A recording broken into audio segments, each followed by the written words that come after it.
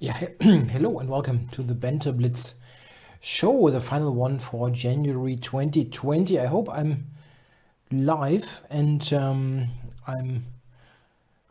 picture is good, the sound is good, and so on. I hope everything's good. I had a bit of a misstep while starting the whole thing, therefore I'm a little bit late, 2 minutes, and let me know if all seems fine. Okay, so am I on the right? Yeah, I'm on that. It looks good. So, and let's start. Should probably stop the Claudia game. Now, who's on? Anybody? Oops, that was not well. Let's do that. It's fine, right? Yeah. So let's start. Okay. Now, once the first move is made, I'm kind of getting into the groove of doing a Banter Blitz again. Yeah, 2 weeks break was that was long. I've been to Wijk aan Zee in the Netherlands, and now we actually get a reply. And returned on Saturday, so I did not watch the complete tournament, but almost all of it. I didn't see the final 2 rounds. Yeah, already got a question about that, how it was. This is actually not easy to say in one sentence, because I definitely do recommend to visit this tournament. And I mean, it depends, of course, a little bit how long your travel is to it. But if you can do it like for 1 day, 2 days, 3 days, I think it's a really good experience. Should you go there for 2 weeks? That is a bit long. I've been there for 2 weeks, also not for just watching a bit of the tournament, but also for work-related purposes. I've worked a bit on projects, and also, yeah, we made use of having so many top players near to get some new projects going. I think one of them can already be communicated. It's nothing new entirely. There will be a Chessable course on Fischer Random, or Chess 960 as you also can call it, and this will be recorded by the world champion of Fischer Random or Chess 960, Wesley So. I actually had dinner one night with a couple of friends from Chessable and Wesley, and his yeah, it's not his mom, yeah, but she's helping him with everything. Also not a stepmom. I think it's probably difficult. I don't know the term right, but they're very nice people. So there were lots of things going on besides just watching the tournament. Yeah, I recommend to go there. Should you go there 2 weeks just to watch? I don't know. It depends also on some things that you should be aware of. For example, what I did not expect to happen is, or I imagined it differently, they don't have any commentary on the games that is not Dutch. So that means if you don't speak Dutch, you have absolutely no chance to get the games explained to you. They have a Dutch commentator in the nearby cafe, which is quite charming. I mean, they even use still demo boards. But if you don't speak Dutch, you will have no clue what he's saying, simply. Also, again, on a demo board, yeah, they value their tradition very highly. And again, it is charming, but it is a little bit outdated, I think. So, yeah, take that into account. Also, if you want to watch the games in the hall is basically the town hall of the place. And it is not by any means large, so it is very crowded, and you sometimes have a hard time to figure out what's going on on the boards. So it is good, but it has it is a special kind of experience, let's say. Also take into account that the weather sucks. It's always cold and wet and windy, which is nothing particularly new. This is something that you read about in the tournament reports every single year. So that's nothing that came as a big surprise. But still take that into account. It's not, yeah, you cannot really do all that much besides watching the games, simply because you don't really feel like going through the wind and wetness all the time. So it's a bit special, let's say.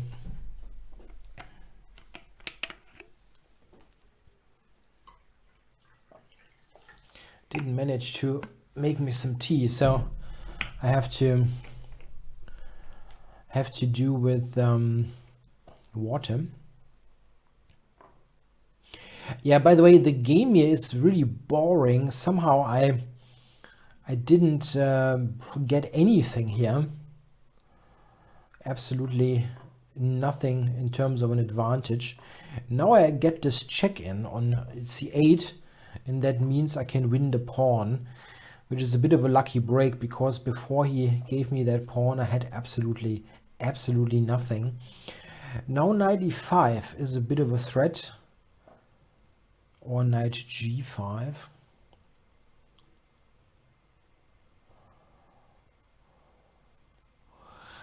Ketudo says these symmetrical positions tend to be snoozy. Yeah, but I kind of got my rating and my titles due to playing some of those positions and win them.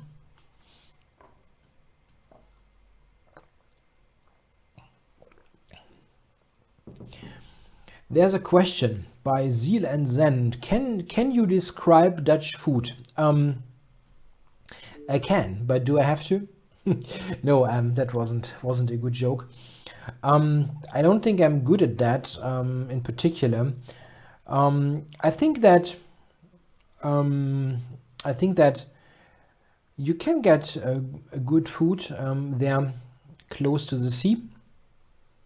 Simply, you get very fresh fish, of course, and I had some.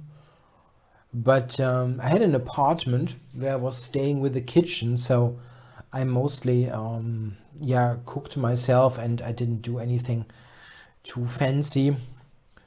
If you got stuff to do, you don't, in particular in a non-familiar kitchen, I'm not making something great.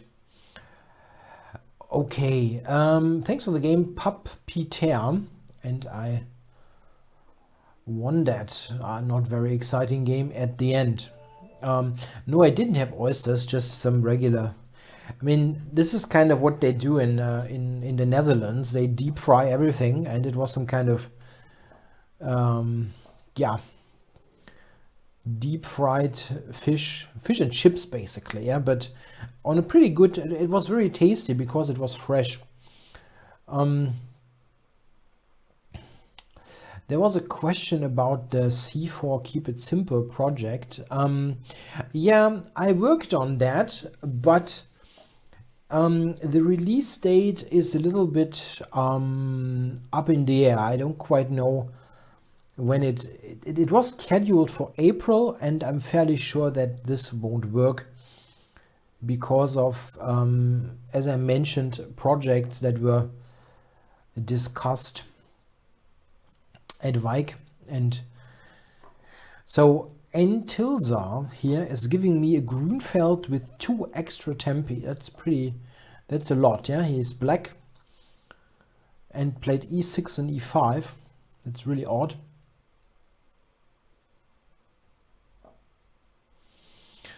Oh, I don't. This is too general question here by Power of Knights. What I would recommend to a 1800 player as a training method to improve chess.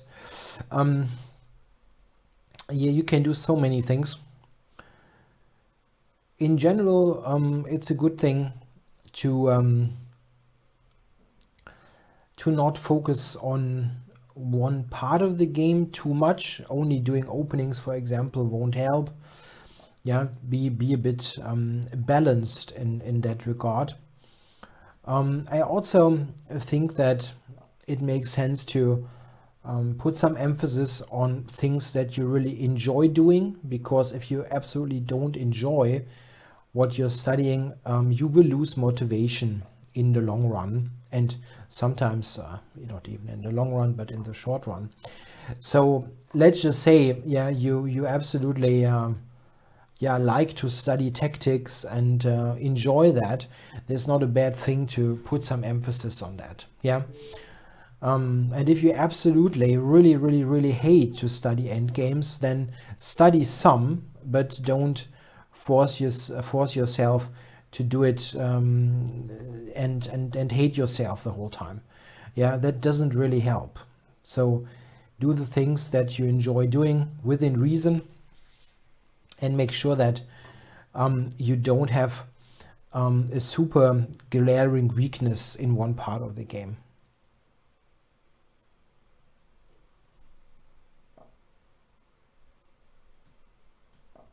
Yeah, I posted a comment in one of the Tata chats when Jan and Peter Swidler were commentating that the food was bad in Vike, and they said that's not true, and I have to agree.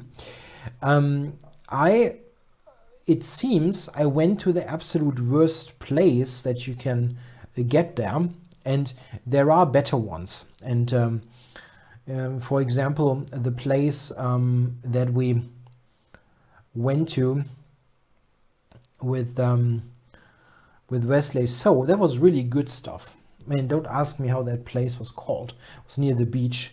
That was really good, and like reasonably priced and everything. So exactly what you want.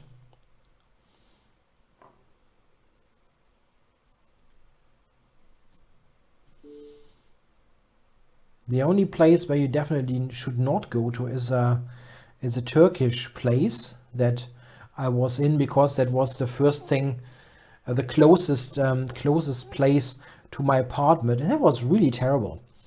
It was pretty expensive and absolutely terrible quality. And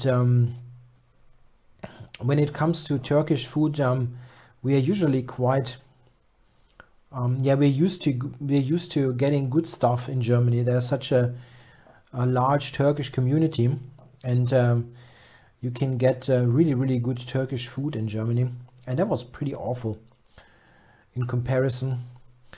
I wanted to take h5 here in this game, and now I noticed that rook c2 is too annoying, so I'm going back, which is not ideal. The whole technical part of the game I didn't play well.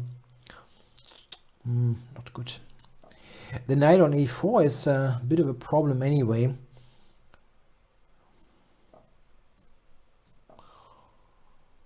There's one thing in my favor, that's the time. Pretty awful here. I cannot do anything. Absolutely bad. This is almost a Zugzwang.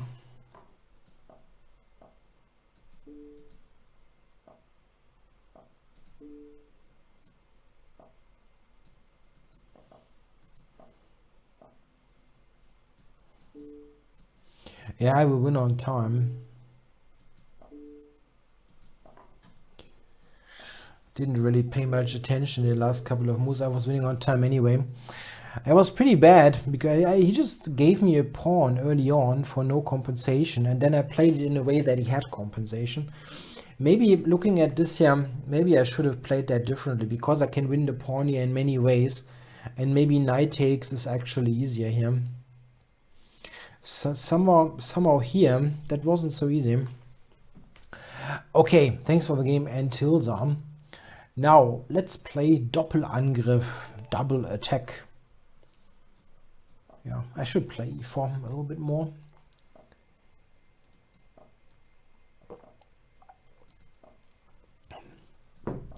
One thing that I wanted to mention still about Weik.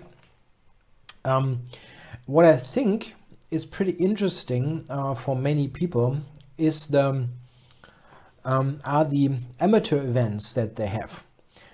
And I think if you are absolutely fine with playing in a somewhat, that is important, in a somewhat crowded and a somewhat noisy hall, because it really is like that, it is crowded and noisy. If you don't mind doing that, then those tournaments can be very interesting, because they use a bit of a different or a bit of an unusual method to pair the tournament. They don't actually have a Swiss system event, but they simply take all the players that are there and put them into round robin tournament groups. So that means, for example, let's say you have got 50 people there, and they got more, but let's say you've got 50 people. Then you construct 50 round robin tournaments, 10 players each, and you will get 10 people roughly of the same level that you have yourself. This is somewhat comparable to the groups that are, for example, are used in Germany for the German Amateur Championships, the DSRM Deutsche Schachamateurmeisterschaft. There they have large Swiss groups, but there they have a round robin or round robins. And this is pretty interesting, because you don't have those mismatched pairings. Yeah, means that you don't have to play against people that are 300 points lower than you are, or you get slaughtered by people who are much stronger than you are. So I think this is a pretty interesting concept, and certainly something that more tournaments could do. The only, as I said, drawback or thing that you have to or should know beforehand, it is a bit noisy. But this is also maybe something that people view differently. I'm kind of a bit sensitive to that. So it's something that I recognized, and a friend of mine who played also said, this is a bit noisy. But the general concept of the tournaments, I think, is good. Now I'm going to d5. I got the much better king activity here, and happily going to exploit that. Now, what is he doing? Knight h3 maybe? I can go f3. So I'm going to, I think, make sure I get a passer. So let's keep that. Yeah, I don't want to go king e4, but maybe I have to, huh?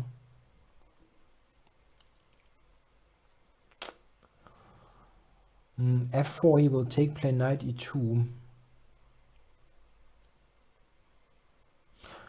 Or what about simply pushing the c pawn? Is that possible? Come on. I don't want to passively cover that pawn. Something that I probably should calculate a bit more deeper, but his g and e pawn cannot move. And maybe knight g5 and then e4, but my knight is still on that, so I feel that should be playable.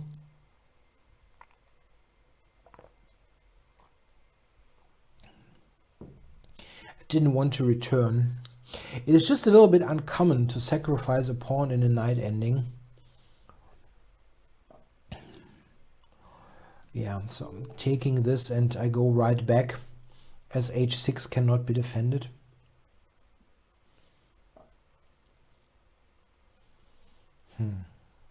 Okay.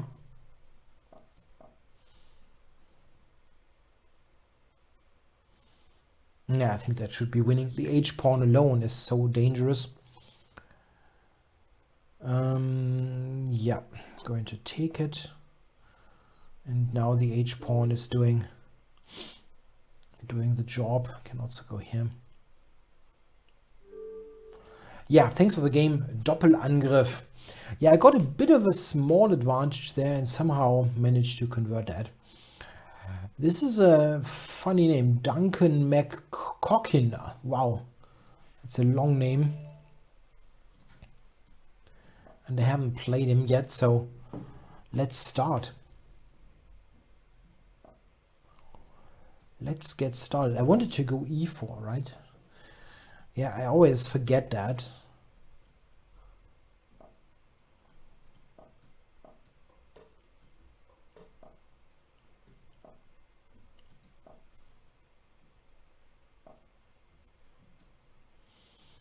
Yeah, now knight bd7 can be played. It is a bit passive, but it's playable. Often knight bd7 is not such a good idea for black, because I can take on d5 and use the c file, but after b3 that is less of a problem, as b3 and bishop b2 is also yeah, somewhat passive. Where is the cake?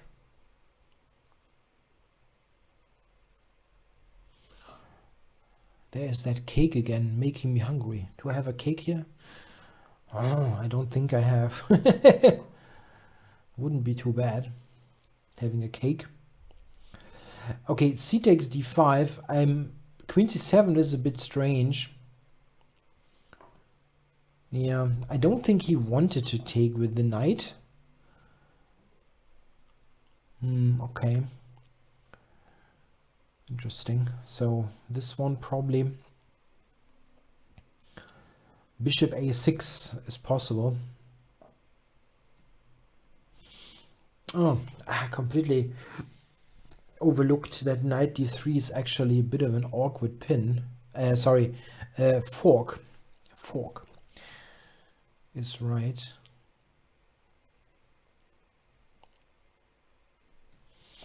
Maybe I can play like this, actually.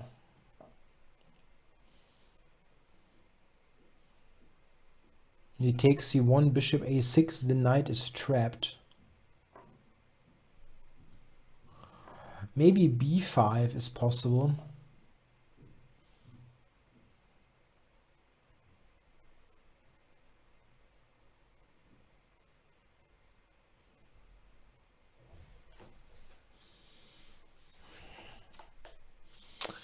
Wow. Now a4 doesn't work because b3 is hanging.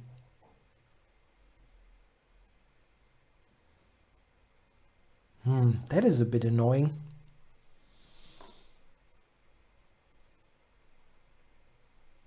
I mean, black's position already was pretty awful. Like, this is just a bad position for black. And I run into this. Okay.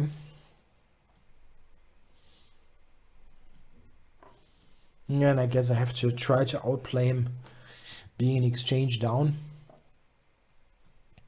This is still possible because I'm currently controlling all the pawn breaks.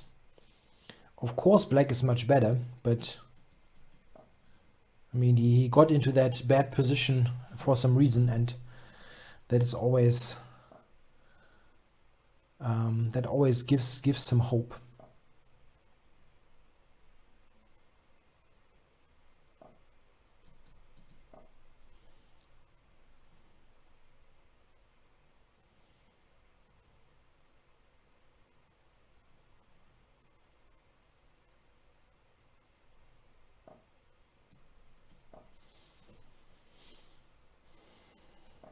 Yeah, that is a bit of an accomplishment for black, that he managed to put the knight to c4.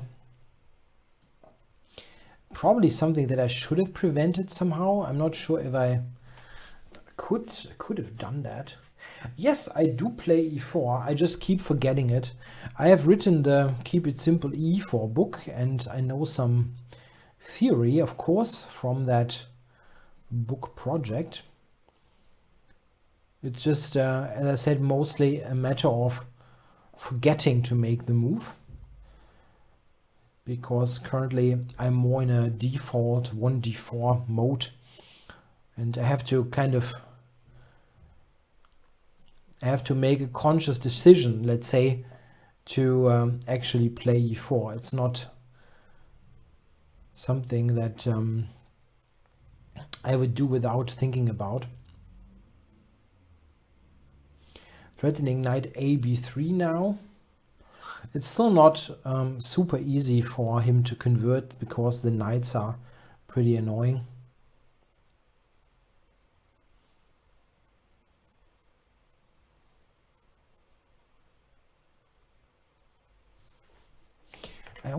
Did I only get games with interesting. Okay. Did I only get games with white?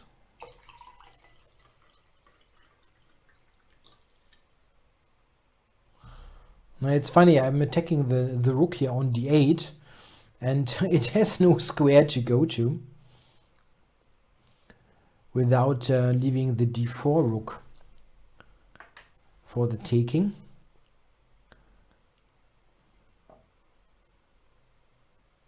Okay, so I could take this and probably should do that. It's still not so easy. He's fairly active, of course, here. Queen f6 cannot be played. Yeah, I think I can go a4. Nothing bad about that.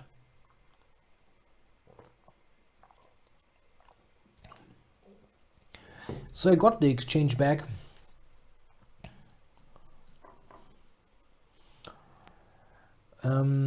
And now what? Maybe rook a6, c6, c8, something like that.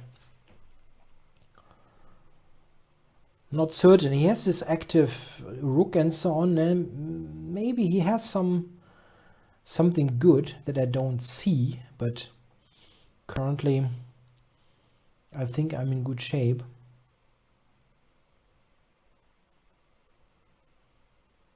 He cannot move the knight ever, and the rook also doesn't have that many squares.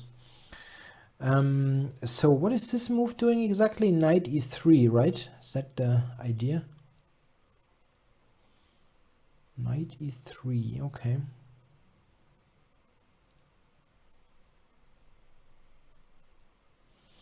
I can go here, yeah? He still has knight e3. What am I doing here? That is stupid. I mean, I can go to h3 then, and I'm not lost. Maybe I am actually.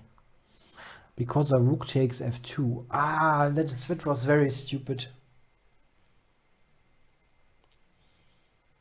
Yeah, rook f2. It's not so difficult. Yeah, and he finds that. Yeah, that was really unnecessary, because I had outplayed him in again, even with an exchange down. And then I stumble into that silly tactic. Yeah, it's a nice shot though. If I take this queen h5 mate, that is a bit of a pain, because I think that after I've gotten back the exchange, this should be good for white. I don't know. I think it must be good for white.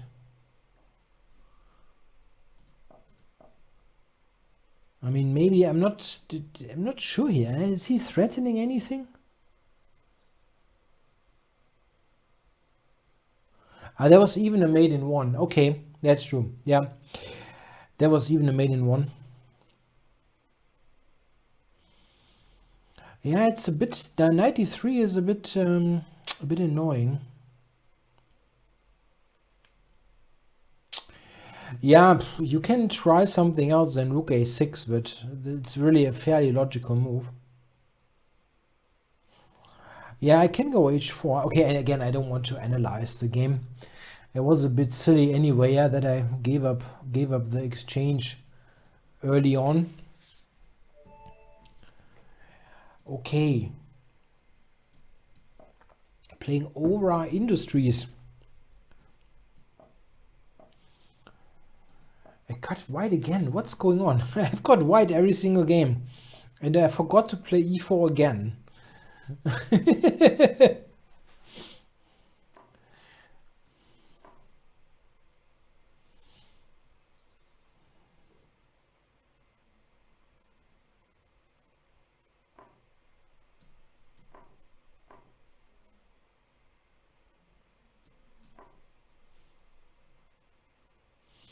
Yeah, this is a pretty good variation for white, of course. Queen takes d8 is also strong, but this is yeah, simple and strong. That's kind of a typical Catalan nightmare for black. You just have real problems to ever get your pieces out. In particular, of course, the bishop on c8 has absolutely yeah, no clue how it's ever going to be developed effectively.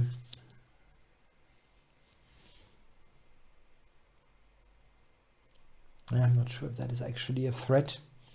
As knight d5, you can always just take with the pawn.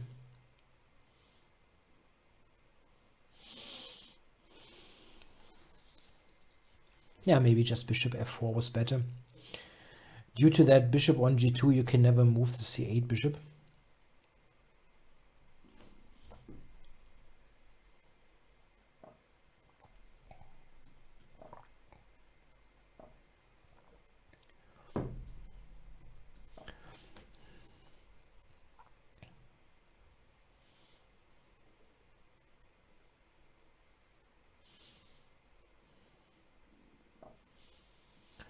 Yeah, okay. I think bishop d6, I guess.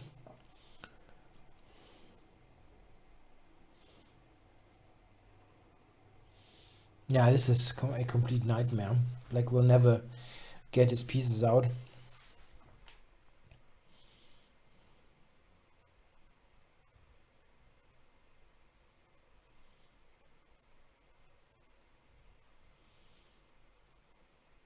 No, c8 will never move. Yeah, queen c7, and then I have to go back. Good stuff.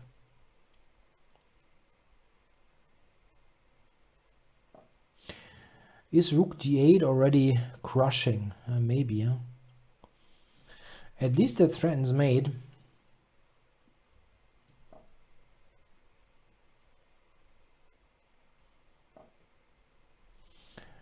So I can take and play queen d8.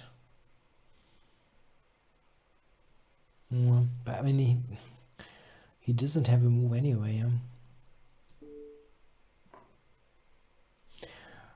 This is also not too bad.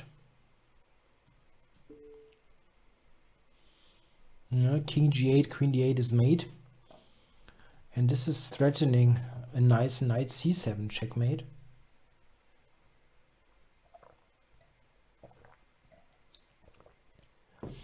Maybe I had something quicker, but it's kind of sufficient. And yes, you can get a mating attack in the Catalan quickly.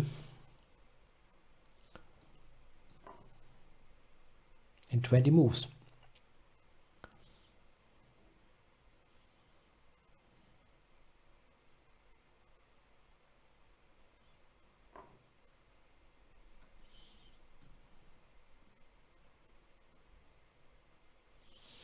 Can also do this, I mean,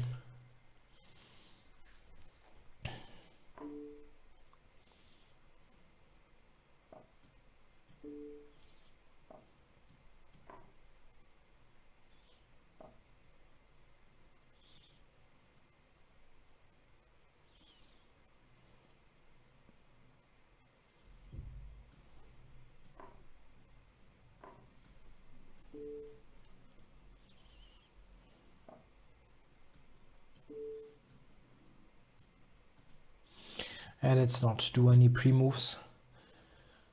He might play knight e5, yeah. Rook e1 would be a bit stupid.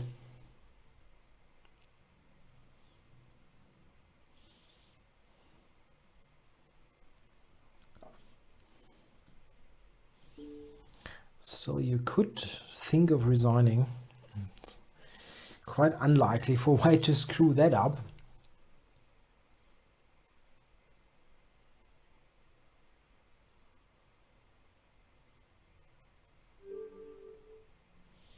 Alright, thanks for the game, Aura Industries. But you never know, sometimes people continue for quite a long while, and they have all kinds of reasoning behind that.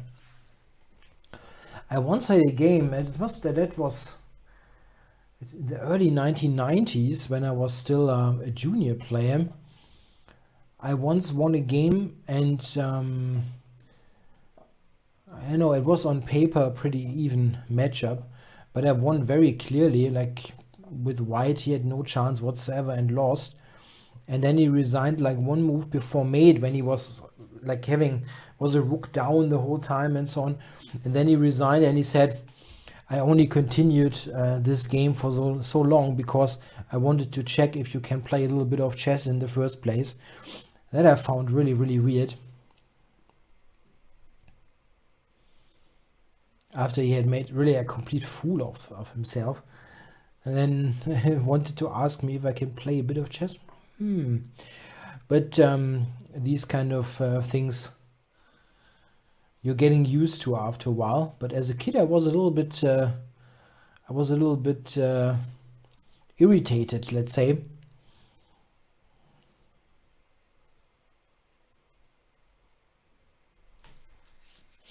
Okay,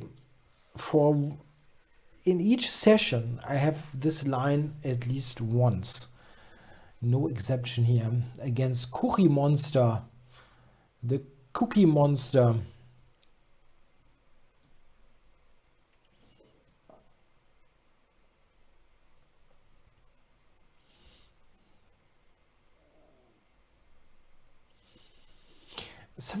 I recently read or heard, I don't know what it was, that they are thinking of not having the Cookie Monster on Kid TV anymore because cookies are not too healthy. Anybody else heard about that? That sounds really odd to me.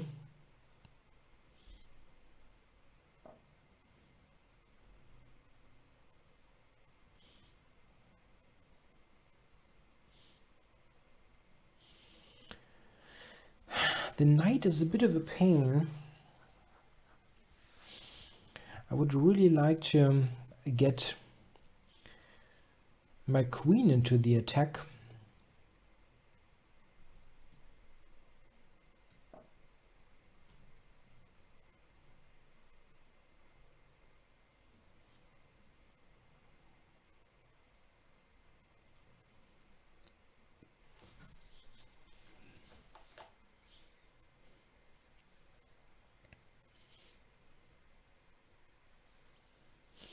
I should probably switch on the chat, the YouTube and Twitch chat. I constantly forget to do that.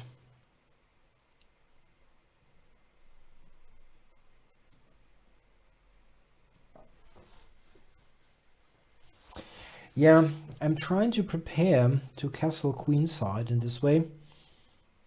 It's not so easy. Oh, that is a surprise. I think he completely missed that. Yeah, hello to the Twitch chat. I just switched it on. He simply blundered that d4 pawn. Now it's pretty awful. I'm threatening rook takes h2, which is ignored.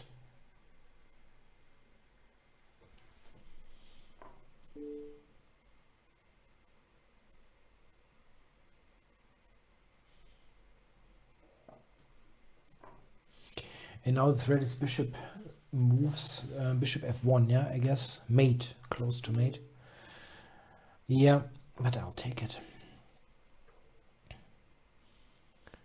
Bishop takes f1 is even made without the queen being involved.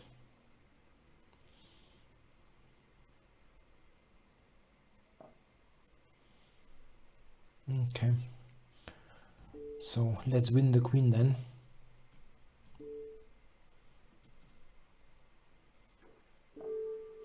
Or mate. Yeah, thanks for the game, Cookie Monster. Now, let's check if I have any challenges by new people. Yes, there's a new challenge by a complicated name, Y3 the Yeller, maybe? Is that the Yeller? Yeah, in any case, I've accepted the challenge and I've got black.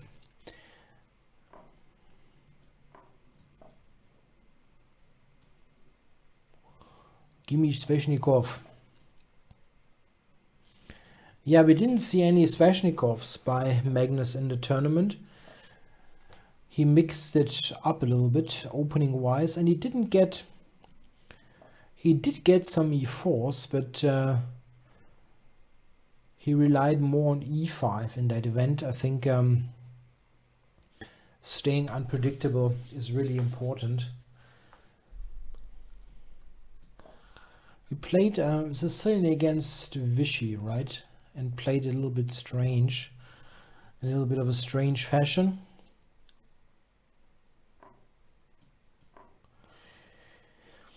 Yeah, here White went for the more strategic line with the bishop against knight trade.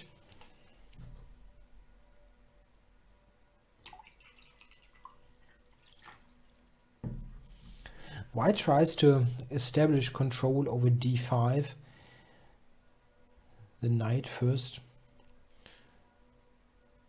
I wonder about my microphone, the high-end microphone that I got some months ago. Does it actually pick up the church bells ringing? It actually shouldn't. It is fairly loud, but it shouldn't pick it up.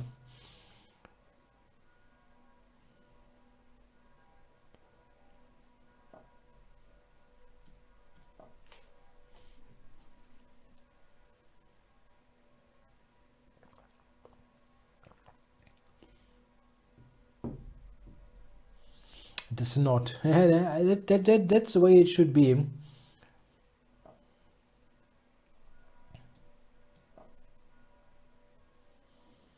We hear them. Okay. Some people hear them, some don't. That's interesting. Okay.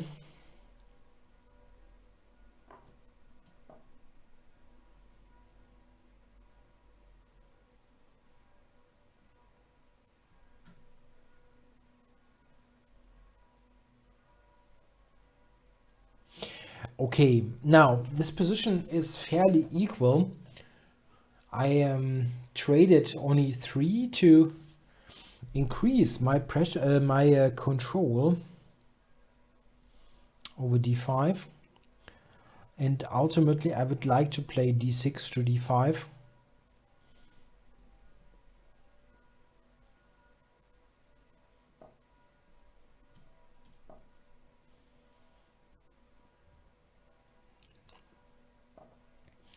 This is one of those cases where the so-called weak square on d5 and the weak pawn on so-called weak pawn on d6 are not relevant. What he could try here is actually bishop g4, and this is something that I maybe should have taken into account. No, okay. So let's push d5 at the end.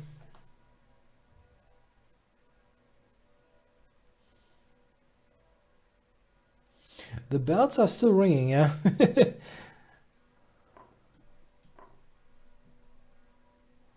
Always amazed how loud they are. The church near my place, it's not so close. It's really not that close. Okay, yellow. White here is not playing that badly at all. It's just like, this is too slow. If you're behind 2.5 minutes, after that,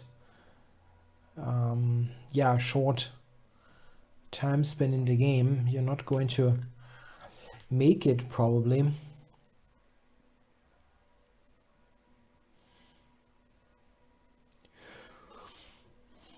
Yeah, knight on f4. That's a good knight.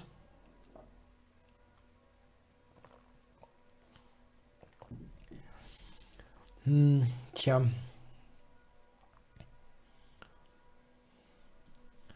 Maybe I can be annoying here with a4, bishop b3.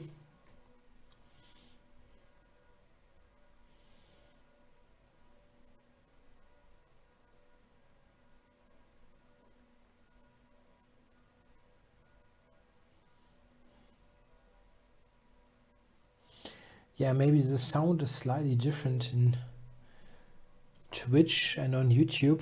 I don't know. Anyway, I just wanted to ask. Okay, so bishop b3.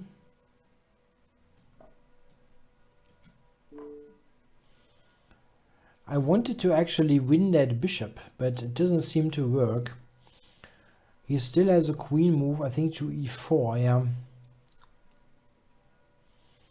Meh.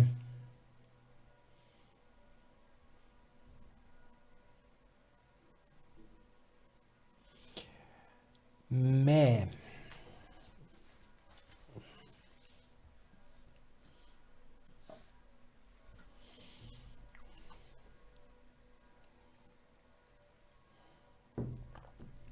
I will very likely win on time because he's not even trying to accelerate his playing speed.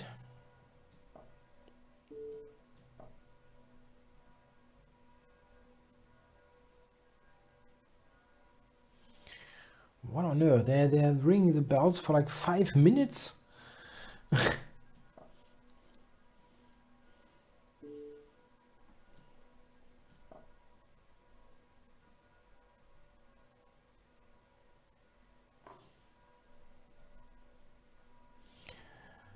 Now, is he threatening anything? There's a couple of checks.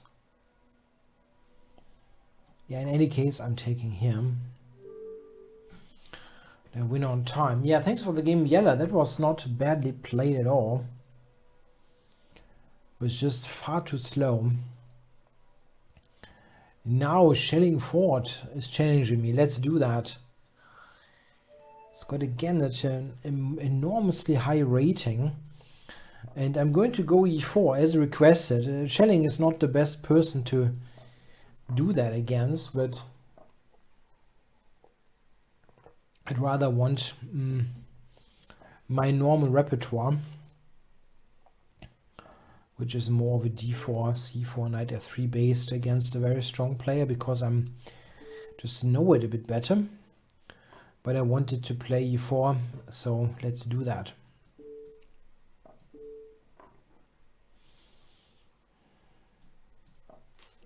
In case you wonder, I'm not playing for a draw with this opening. I have some ideas.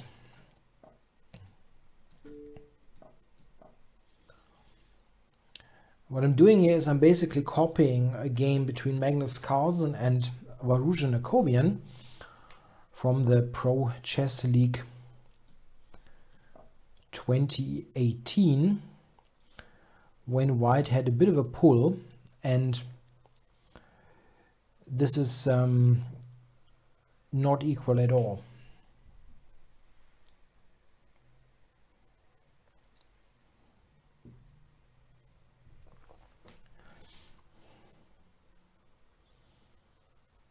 In fact, after queen e2, the move queen e7 is already, I think, not possible to equalize with. Okay, let's get going. I mean, black is not lost here, yeah? Please don't. I don't want to be misunderstood here. It's not like I'm winning, but black is definitely not equal. He has to still be quite circumspect to get reasonable play. I could have taken on g6. I'm such a fool. And I wondered, like, why can't he go h5? Why is that even possible? Yeah, it is not possible. That was very stupid.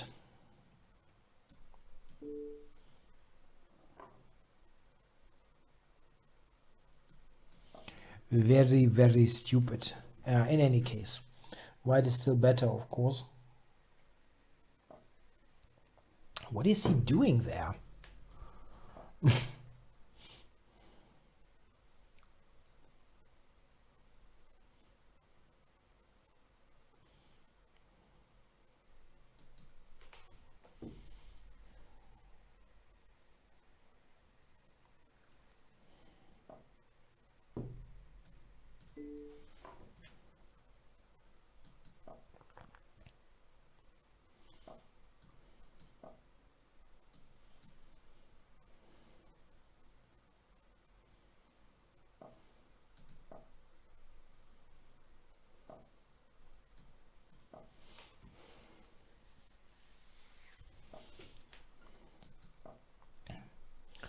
Yeah, this is not long. This is not much fun for black. Yeah.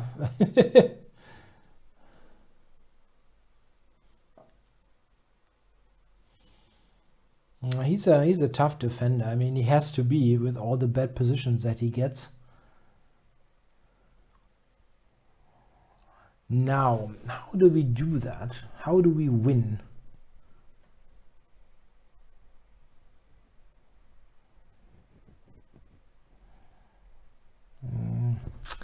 It's not so easy.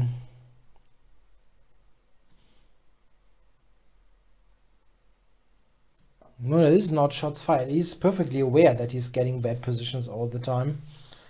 But he's such a good player that he can come back from them.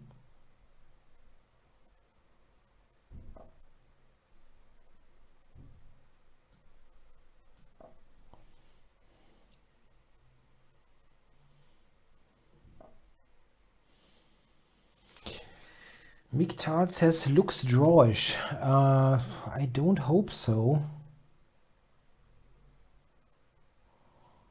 It's possible that he manages to draw, but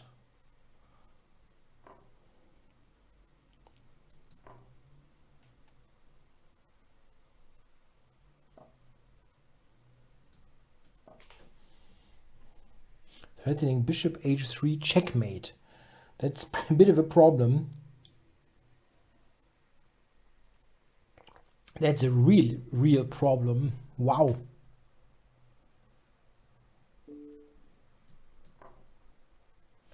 Bishop h3 winning the knight, so he has to play the king back.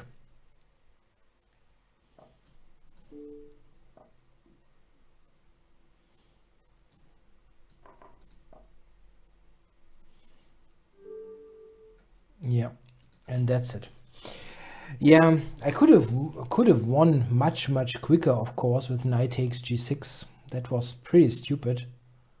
Like here, he played h5, and that was already end of game, but I didn't do that. Okay.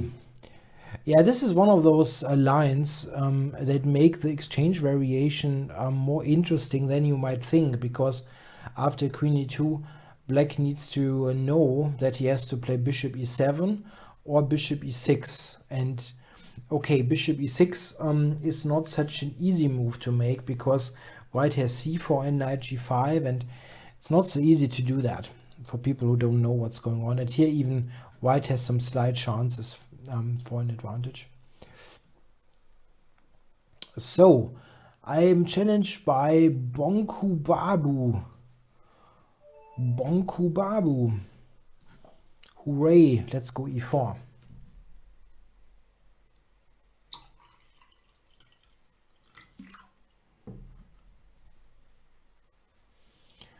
Bonku Babu.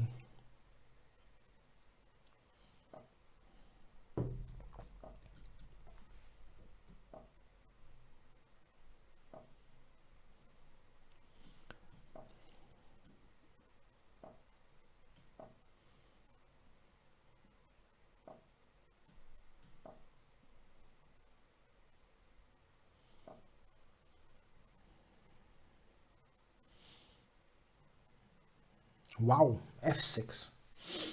I'm not aware that this is a move that exists in this position. Okay. f6 is odd.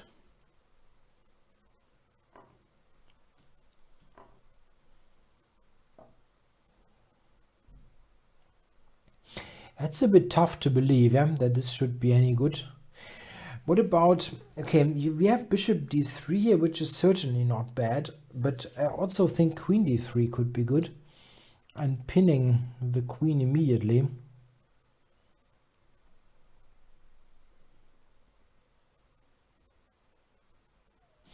You know, this is actually an easy solution.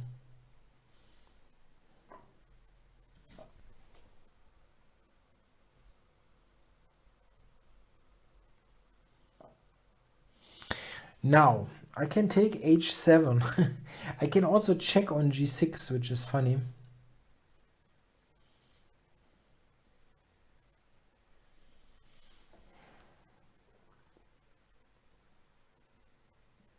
Yeah, let's do that. Either winning an exchange or spoil his castling rights. Yeah. Now he's threatening bishop to b4 check. This is something to remember.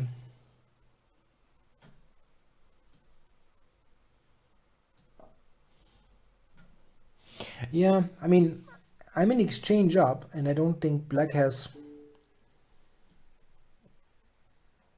no. Black has significant compensation, but it's not clear if that was the best possible outcome after his questionable opening. Miktal asked about the Women World Championships. I watched a bit of that, actually. I watched that was always on in the morning, and while my stay in Wijk, when I was somehow awake early, I was watching, and I watched the tiebreak in full. I'm really not a huge fan, honestly, of watching a classical game, like one single classical game, live. Yeah, because I mean, even the World Championship match, it can like Carlsen Caruana. I didn't watch that many games in full because it's just awfully long, and you don't have that much to look at. Just like one game. What I watched was the tiebreaker, and that was quite exciting.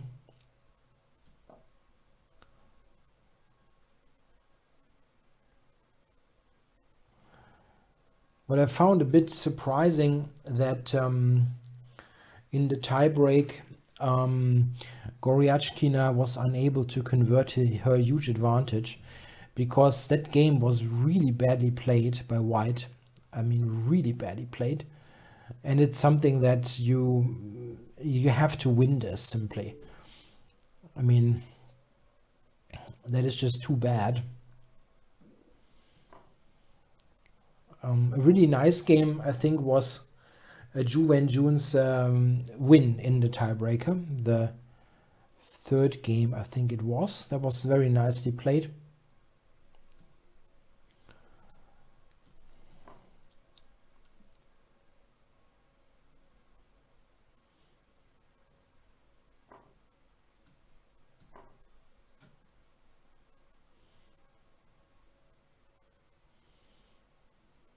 I'm just trading in the win with my extra material here.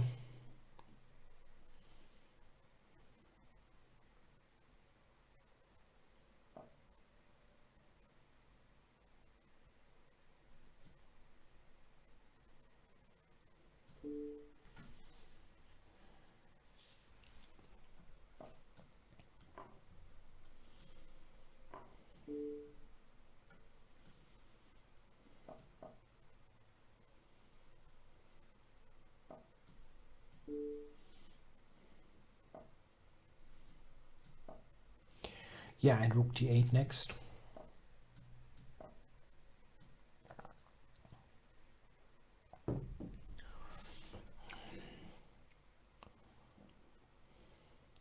He's offering me a draw now for the third time or something like that.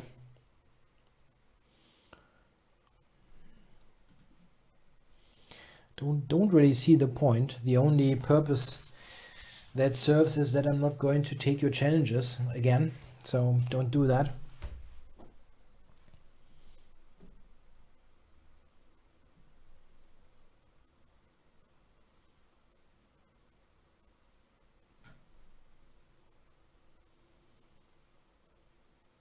And now he lets the clock run out. Well.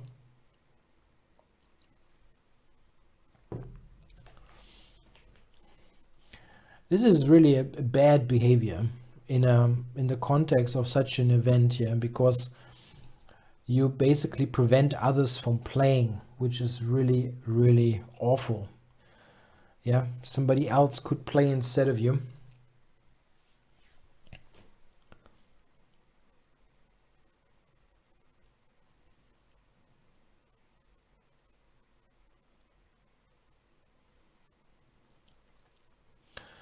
Anyway,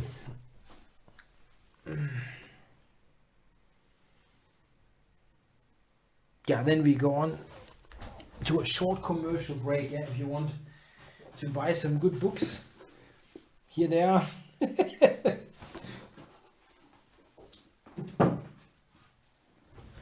If you want to buy something cool on Chessable, there's Fight Like Magnus.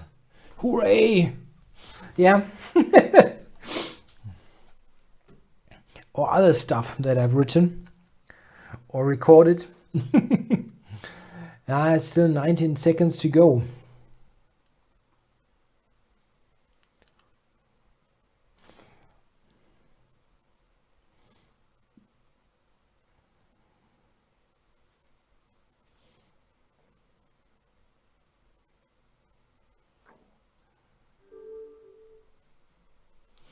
Okay.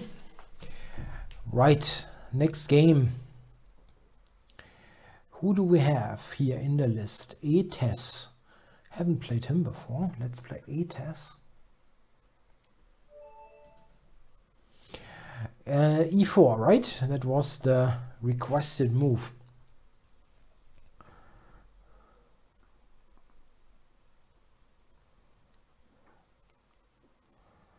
And Etes is not answering.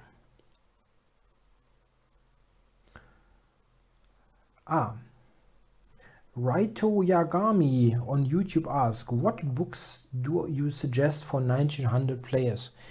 Ha! That is easy. That is easy.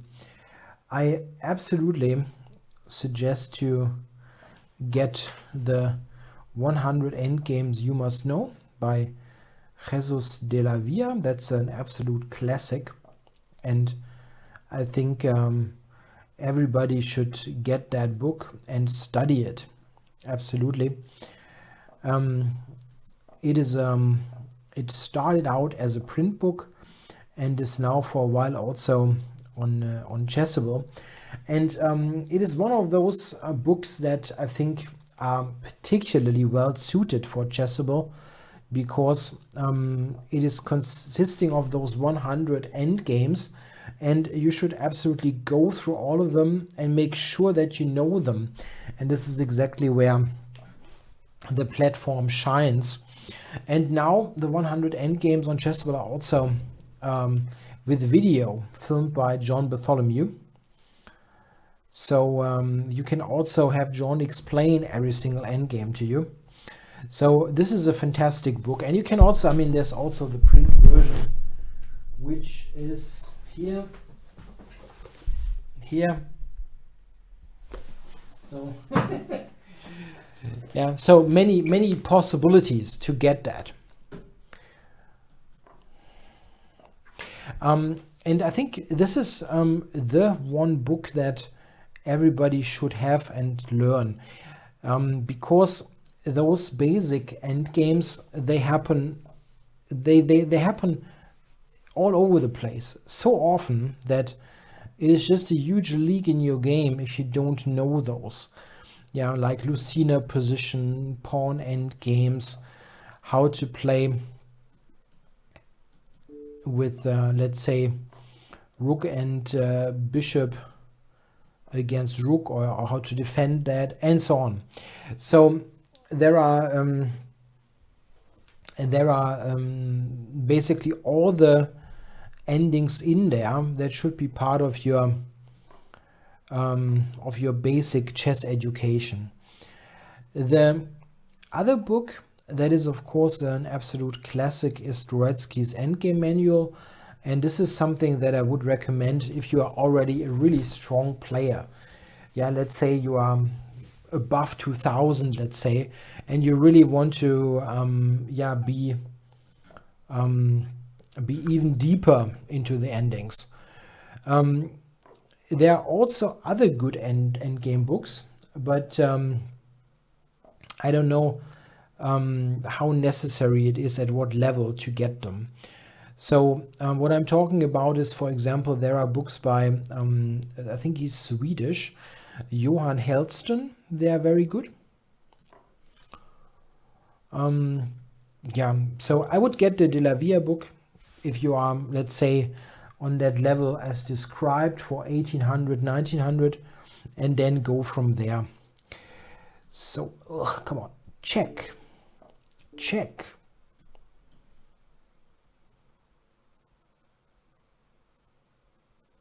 And check for the queen. Yeah, thanks for the game, Etas. Knight takes g7 next. There's also a book by Jeremy Silman. Yeah, that is true. I don't know that though, therefore I cannot really give a clear recommendation for that. It is often mentioned, so I'm sure it is not bad, but I have not ever used it, so so I cannot really say something about that. No, there is no good book about the Caro-Kann Bronstein, as far as I know.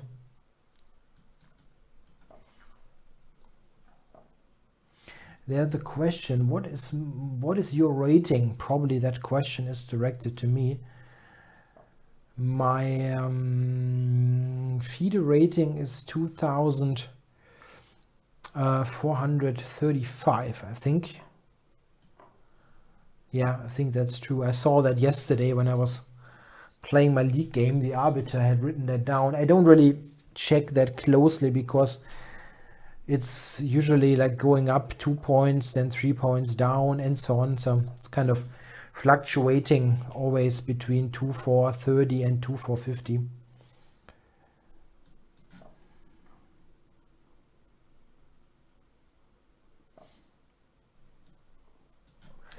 Yeah, a quick long castle here against this somewhat passive black setup.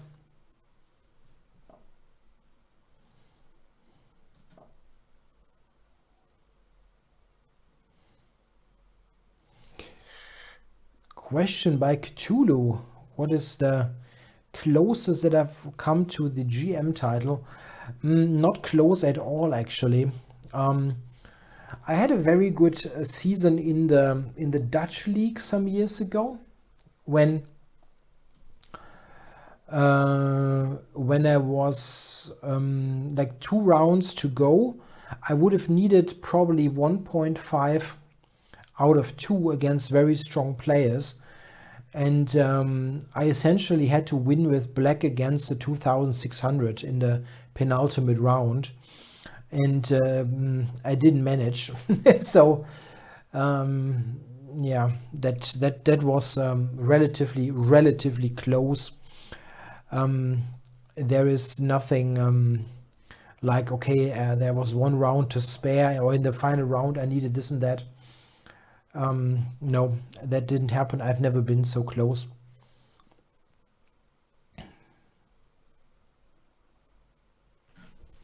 It's also my kind of play is usually in a way that I rarely perform extremely below my rating. but I also rarely perform very much above it. So I'm very steady with my play, and therefore, I mean, it's not so easy for me to score the norms. There are some people who are actually not better players all in all, but they are able, with their somewhat sharper style, or their more, let's say, more aggressive repertoire, they're sometimes able to score wins against grandmasters that I have a hard time to score. So I don't really have that bad events often, but I don't have those deviation upward deviation. iChess has a question. What do I think about, or IHS, what do I think about the new Kaufman repertoire? This is a difficult one because it is not a bad book, of course, because it is well researched, and you can be sure that the author did a very diligent job. However, you have to see that it is, I'm unsure about the target audience. This is what I'm trying to say. Not very successfully, I guess, because he has absolutely, I mean that, zero explanations why a certain move is good, or what a strategic idea is, or something like that.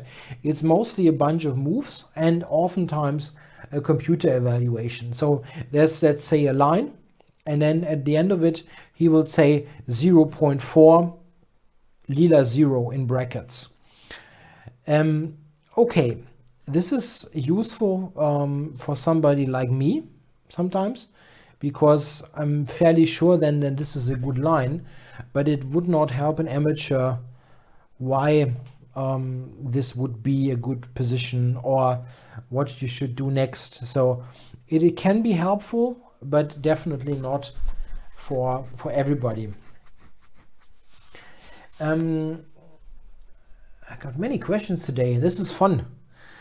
Here there's one question: if I prefer to teach students online or over the board.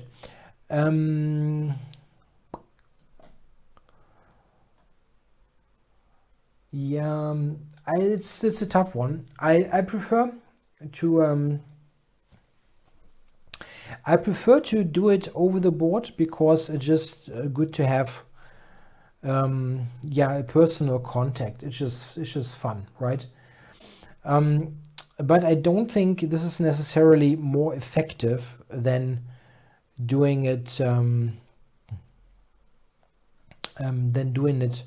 online. I think that online you can actually manage a lot, just in terms of how much content can you talk about, how many exercises you can do. Online actually can be very effective, because some things will just be easier to do, but it's just it's more fun to do it in person.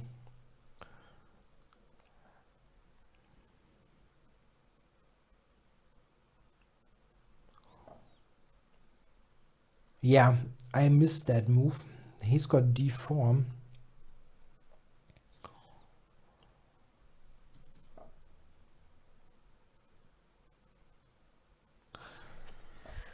The question here, whom do you think, is that correct English? With whom I always have problems. Will be the challenger to Magnus Carlsen. Yeah, I mean, Caruana had a really good tournament, a really good tournament now in Vike. But I think it's so tough to predict a candidate's tournament, because this is one of those events where only the first place counts for anything. Not even the second place has any sort of relevance, not in the slightest. And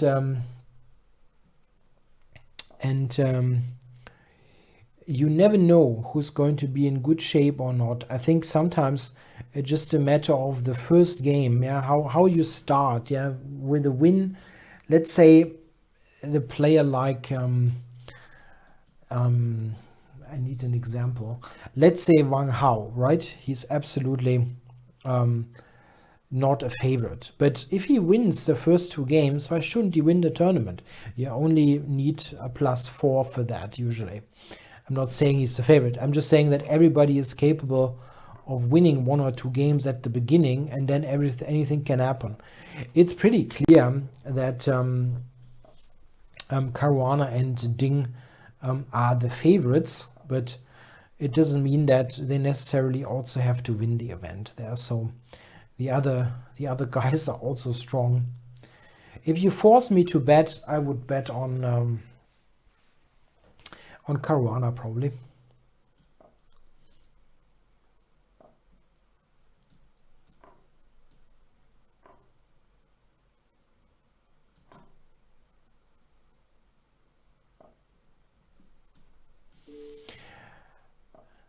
What does good shape mean?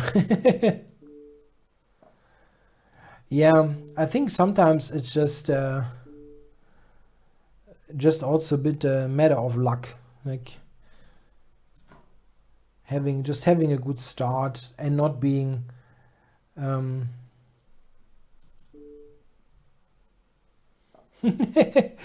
of the questions are answered. I'm answering everything here. That's cool. Yeah, I mean, it's tough to answer all the questions and also explain all the moves. That's difficult.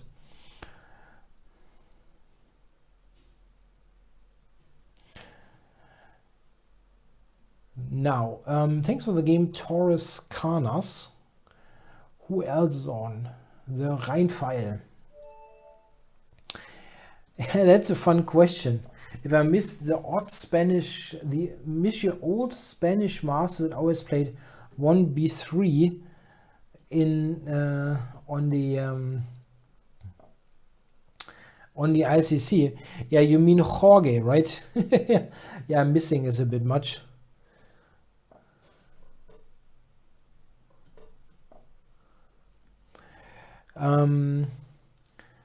There's a question. Bring back the tea sessions. Yes, I will definitely do that. I wanted to record one today, but did not quite manage. The main thing is that I did not do any while I was away, which was a little bit more than 2 weeks even.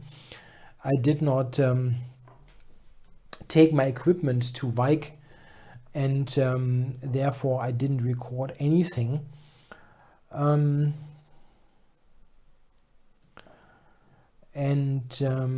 This was the main thing. Yeah, now we are in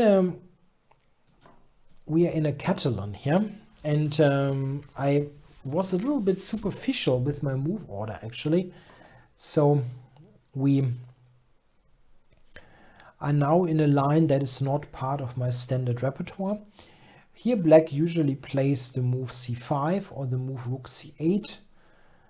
No, I actually think rook c8 has to be played. Yeah, that's true.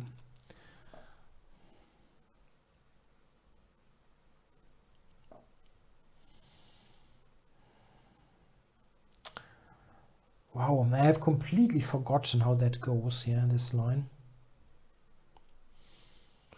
I think this is the way it is played.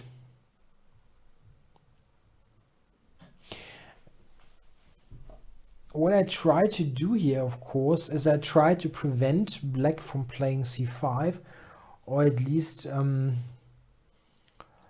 make it more difficult to achieve.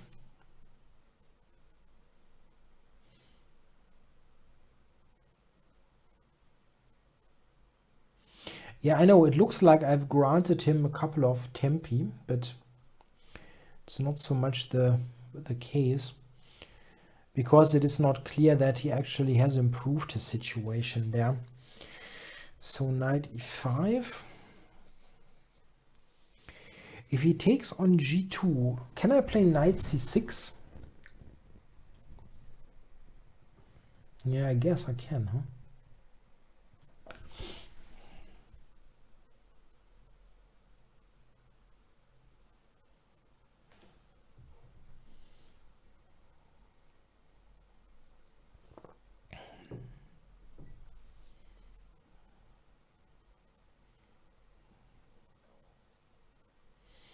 Yeah, this is a nice accomplishment if I get to c6 here, because that makes sure that the Rheinpfeil is never going to be able to play c5. That is a possible move, really?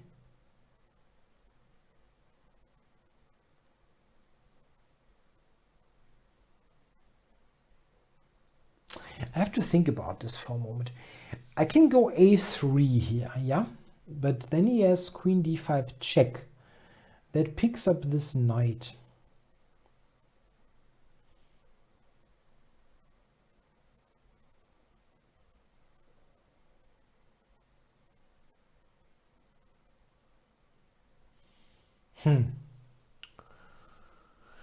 Okay, let's stop this. And e4 is also on. There's a question in the Chess24 chat if there are any more double round robin tournaments. Yeah, you don't see them too often, and I think this is not a bad thing.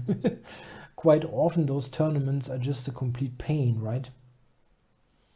The candidates are something else.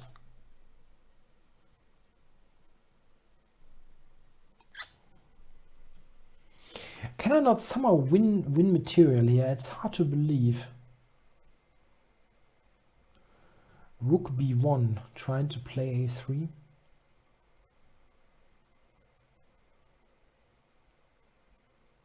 a3 is going to play a4. If I go queen c2, he has knight d5.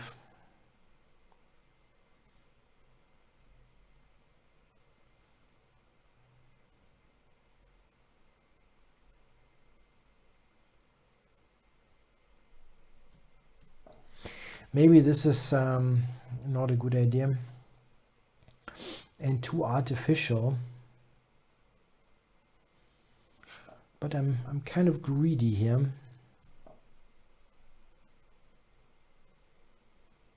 Threat now is again a3. Maybe he can play bishop to d2 in this position. Ouch.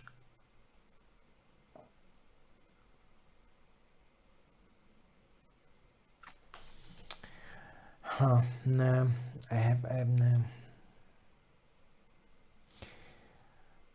it was too artificial.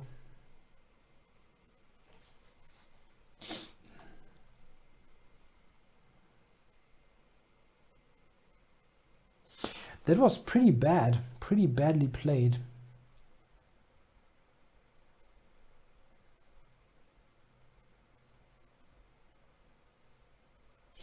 Ah, man, no, I don't have any time.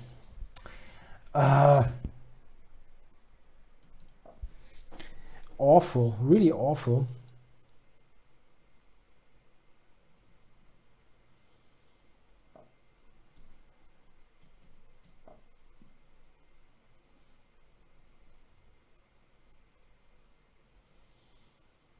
It's difficult to even get this friggin' knight into the game. I think he probably wants to go knight g8 and knight e7 here.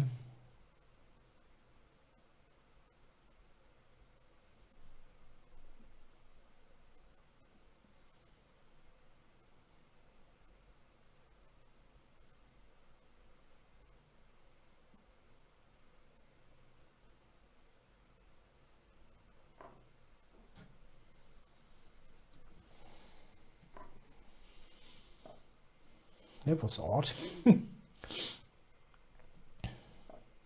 No, I did not hear about that. The question by Candela about a player who managed to perform close to 2600. No, I didn't hear about that.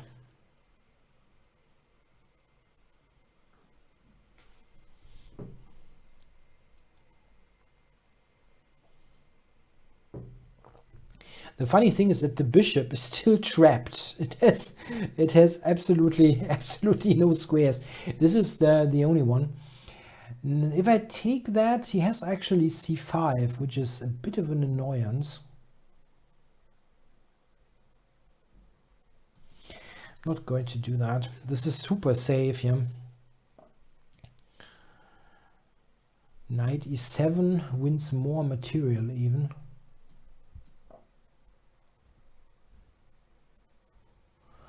Yeah, I just want to coordinate this a little bit.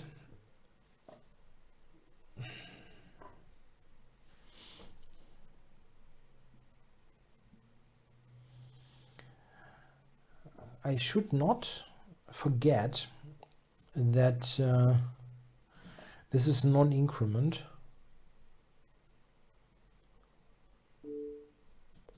Yeah, I saw the fork. It's not that I overlooked it, but I wanted to coordinate my position first. Yeah, yes, there was a fork. And again, I saw it, but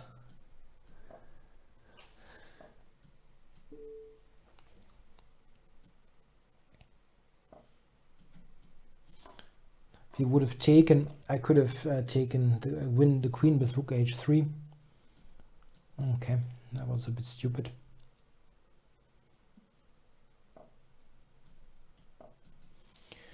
Only have 13 seconds.